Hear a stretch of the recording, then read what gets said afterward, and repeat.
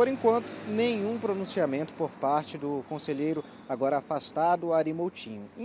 Inclusive, a nossa equipe de produção entrou em contato com ele, mas até agora a gente não obteve resposta nenhuma, assim como ele ainda não se posicionou publicamente antes de tudo isso acontecer. Como foi que a gente chegou nesse resultado de agora? Bem, essa decisão ela foi tomada de uma forma monocrática, ou seja, de uma forma individual por outro conselheiro. O conselheiro Júlio Pinheiro, que há de se destacar, é o decano, é o mais antigo entre os conselheiros do Tribunal de Contas. E também tem um outro detalhe que é muito importante, que é a forma como isso tudo aconteceu, porque a sessão ela estava seguindo de forma normal, só que ele pediu para que essa decisão, que a discussão na realidade, já que ele fez isso de forma individual, fosse feita em sigilo, para respeitar aquilo que ele entende como a prioridade do processo. A gente separou um trecho aqui de toda essa situação para que vocês que estão aí do outro lado da tela, você que está em casa nos acompanhando, possa entender melhor como foi que isso aconteceu. Vamos acompanhar esse trecho da sessão desta quinta-feira. E considerando que esse processo ele é sigiloso, pelo menos foi Vossa Excelência que assim determinou o sigilo, após o julgamento dos dois processos administrativos, eu gostaria que Vossa Excelência deixasse só o Conselho reunido, infelizmente por ser sigiloso, e que pedisse delicadamente aos presentes que pudessem deixar o plenário. E também, por questão de que a conselheira é parte nesse processo, eu gostaria gentilmente de solicitar que ela também acompanhasse os presentes. O Tribunal de Contas, na pessoa do presidente agora, Érico Desterro, ele se manifestou, disse que até o momento não houve nenhuma decisão colegiada a respeito disso, ou seja, o tribunal como um todo não tomou a decisão ainda, ela ainda não foi julgada, só a decisão mesmo que foi feita de forma individual, tomada, enfim, de forma individual ou monocrática pelo conselheiro Júlio Pinheiro. Por que que isso tudo aconteceu dentro da justificativa pelo afastamento? Para que não houvesse nenhuma relação que pudesse causar, inclusive, outras denúncias entre as duas partes. E aí a gente está falando da conselheira e presidente eleita Yara Lins e também do conselheiro afastado Ari Moutinho. Tudo isso, como você destacou, Alex, e você também, Rose, por causa da denúncia daquilo que teria acontecido no dia 3 de outubro, durante a sessão que reconduziu a agora presidente eleita de volta a esse cargo. Naquela situação, o conselheiro Ari Moutinho teria feito outros xingamentos além daqueles que vocês já explicaram, algo que não vale nem aqui a gente repetir, e 3 dias depois ela oficializou uma denúncia, ou seja, no dia 6, a respeito de todo esse processo que agora aguarda a decisão realmente do colegiado. O Ari Moutinho, o conselheiro Ari Moutinho, ele tem 5 dias para se manifestar e a gente deve aguardar esse prazo para definir realmente se deve haver algo novo em toda essa situação ou se deve haver um julgamento também nos próximos dias, lembrando que isso não foi definido ainda não tem data. Só para a gente finalizar, é importante destacar também esse caso, porque a conselheira Yara Lins, atual conselheira e próxima presidente para 2024 e 2023, há 6 anos foi a primeira mulher que conseguiu ser eleita, comandar o Tribunal de Contas do Estado aqui do Amazonas. E agora ela deve retornar para essa posição para os 2 próximos anos, 2024 e 2025, como eu disse anteriormente. Então, dá um foco ainda maior em toda essa denúncia que foi realizada, oficializada no último dia 6 de outubro. Eu volto com vocês aí no estúdio. Com certeza, Lucas. Obrigada aí pelos seus esclarecimentos. É uma situação que hoje, para a gente, né, lendo as notas, tanto a decisão que saiu primeiro, depois a nota que foi emitida pelo Tribunal de Contas, ficou confuso. Por quê? Primeiro veio uma decisão de afastamento do conselheiro Ari Moutinho Júnior, que é filho de Ari Moutinho, que também já foi conselheiro do Tribunal de Contas. E aí depois vem o TCE com o presidente dizendo que não, foi uma decisão monocrática. O colegiado não tomou essa decisão. E aí, o que está valendo? Como órgão, o TCE vai dizer que está mantida a decisão, que é válida pelo conselheiro, uma decisão monocrática, ou vai valer só depois que houver uma votação do colegiado, um julgamento, para aí sim, né, bater o martelo e dizer que ele está afastado? Ficou um pouco confuso aí toda essa situação, que a gente disse que é bastante constrangedora, né, mas o fato é que temos um conselheiro afastado até então de suas funções, até que esse caso seja julgado. E na hora ali, Yara Lins foi até tirada da sala, né, o conselheiro pediu para que ela se afastasse, para que eles pudessem tomar então essa decisão. Importante a gente destacar que é uma decisão que está no Diário Oficial Eletrônico do Tribunal de Contas do Amazonas, por mais que seja monocrática, é de caráter imediato, então Ari Moutinho Júnior sai, fica afastado das funções de corregedor também, já que ele não poderia, inclusive, apreciar um processo contra si próprio. Sim. Por isso, o decano, a pessoa mais antiga, conselheiro Júlio Pinheiro, assume essa função e toma a decisão, inclusive, com base em argumentos do Supremo Tribunal Federal, importante destacar. O texto é curto, são apenas 3 páginas de uma decisão e a gente entende que, a partir de agora, eles vão apreciar esse processo administrativo dentro do Tribunal de Contas do Estado, que pode ser movido de várias formas, e depois, o que é que vai acontecer, não sabemos. Se Ari Moutinho continuará afastado ou não, se voltará às funções. A única importância desse afastamento é que ele, como corregedor, não interfira no andamento do processo administrativo. Exatamente, né? Bom, agora a gente vai fazer conexão com Brasília, gente, porque mais uma vez o ex-presidente Jair Bolsonaro enfrenta um julgamento no Tribunal Superior Eleitoral que pode torná-lo inelegível pela segunda vez só este ano. De novo, não é? De novo. Dessa vez, o julgamento é por suposto abuso de poder econômico no dia 7 de setembro do ano passado. Por isso, a gente vai direto a Brasília fazer contato com o Igor Damasceno. Igor já está aqui na nossa tela com esse cenário de Brasília.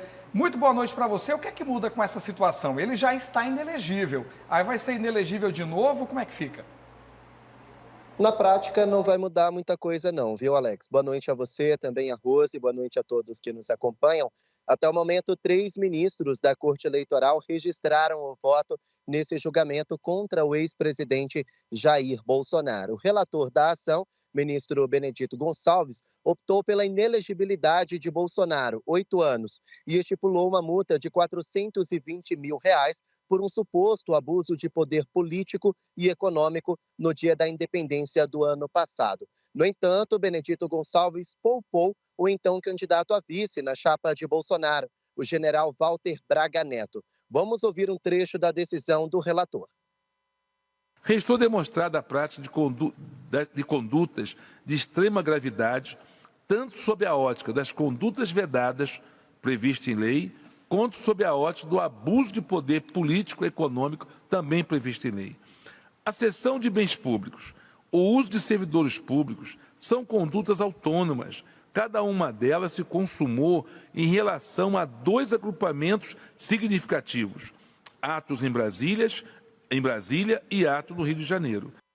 Bom, logo depois da decisão de Benedito Gonçalves, o segundo ministro a votar foi Raul Araújo. Ele tomou uma decisão totalmente contrária e optou pela anulação desse julgamento, dessa pena. Então, ele absolveu tanto Bolsonaro quanto Braga Neto. Logo depois, foi o voto de Floriano Marques. Floriano, ele decidiu pela condenação de Bolsonaro e de Walter Braga Neto, estipulando uma pena, uma inelegibilidade de 8 anos de prisão, mais pagamento de multa. O julgamento foi suspenso e deve ser retomado na próxima terça-feira. Bolsonaro, de acordo com essa ação que foi protocolada pela então candidata à presidência Soraya Tronic, teria subido num trio elétrico durante o desfile da Independência da República, em 7 de setembro do ano passado, e aquilo que era para ser um evento cívico-militar, segundo a ação de Soraya Tronic, se transformou num evento político. Bolsonaro teria utilizado a máquina pública para se promover e angariar votos, já que as eleições seriam praticamente um mês depois daquele evento. Agora, vale lembrar que Bolsonaro já está inelegível por 8 anos numa outra ação que tramitou ali na Corte Eleitoral. Se ele tiver mais essa condenação de inelegibilidade por 8 anos, as penas serão somadas? Não, Bolsonaro permanecerá inelegível por 8 anos, porque regimentalmente penas numa mesma ação não podem ser somadas. Voltamos ao estúdio.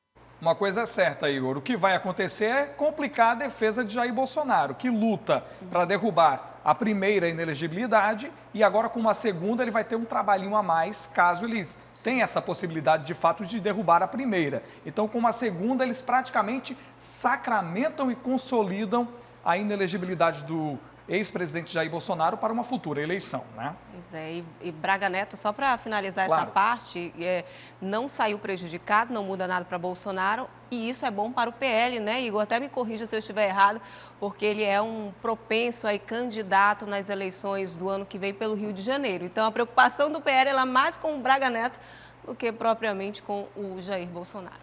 E a gente continua com o Igor aqui na tela. O ex-diretor da Agência Brasileira de Inteligência, Saulo Moura Cunha, negou que tenha falsificado relatórios sobre os atos do dia 8 de janeiro em Brasília. Essa declaração foi dada durante a CPI da Câmara do Distrito Federal e o Igor acompanhou também essa CPI que continua rendendo, né? O que dá para a gente destacar além disso, Igor? Olha só, as invasões antidemocráticas de 8 de janeiro continuam rendendo aqui no Distrito Federal. A gente já sabe que a CPI mista ali atrás, no Congresso Nacional, já acabou. Não existe mais, o relatório já está com as cortes competentes. Mas lá na Câmara Legislativa daqui de Brasília, que equivale à Assembleia Legislativa do Estado do Amazonas, a CPI de lá, CPI dos atos antidemocráticos, continua rendendo e eles deixaram, até numa forma de estratégia, deixaram alguns depoimentos mais polêmicos para o final, como o caso do ex-diretor-geral da Agência Brasileira de Inteligência, o Saulo Moura Cunha. Durante o depoimento, ele negou que tenha falsificado esses relatórios. A gente sabe que existiam 2 relatórios a respeito das cortes competentes, das autoridades que teriam sido alertadas pela ABIN. Uma delas tinha o nome de G. Dias e o outro não. Ele disse que nesse que não tinha o nome de G. Dias, o então ministro do Gabinete de Segurança Institucional, não estava falsificado. Outro ponto-chave desse depoimento é que Saulo Moura disse que entre o dia 2 de janeiro e o dia 8, que de fato aconteceram os ataques, ele emitiu pelo menos 33 alertas de atos de violência, tanto para o GSI quanto a cúpula da Segurança Pública de Brasília. Então, ele disse que tanto o governo federal quanto o governo do Distrito Federal teriam sido negligentes porque foram, sim, alertadas de que essa situação poderia sair do controle. Vamos ouvir o que ele disse em depoimento. O senhor achou estranho que a Secretaria, completos de segurança do Distrito Federal, inteligência da Secretaria de Segurança, inteligência da Polícia Militar, inteligência da Polícia Civil, que o senhor está afirmando que receberam todos esses alertas e não fizeram nada, vocês não acharam estranho? Deputado, veja bem, a informação da ABIN, uma informação de inteligência, ela é feita para assessorar o poder decisório. Nesse caso, quem estava com a decisão eram as forças de segurança do DF. Obviamente, eu acho que os fatos falam por si mesmos, né? Houve falhas, óbvio, senão nós não teríamos a depredação da sede dos 3 poderes. Bom, o relatório da CPI dos atos antidemocráticos lá na Câmara Legislativa já está sendo confeccionado e nos bastidores o que se fala é que ele vai ter um tom menos político do que o relatório da CPMI daqui do Congresso Nacional. O relatório da CPI vai poupar o ex-presidente Jair Bolsonaro e o governador daqui de Brasília, Ibanez Rocha. Vai focar em Gonçalves Dias, ex-ministro do GSI, em Anderson Torres, ex-ministro da Justiça e ex-secretário de Segurança Pública, e também na cúpula da Polícia Militar do Distrito Federal. No entendimento do deputado que é presidente dessa comissão, o deputado Chico Vigilante, todos esses nomes, Anderson Torres, G. Dias e a cúpula da PM, foram omissas e negligentes com os ataques antidemocráticos. A gente vai seguir acompanhando essa reta final da comissão lá na CLDF, viu? Você gostou desse conteúdo? Então já sabe, né? Dá um like aqui nesse vídeo, se inscreve no canal da TV A Crítica e ativa aí o sininho para ficar por dentro de todos os nossos conteúdos aqui no nosso canal.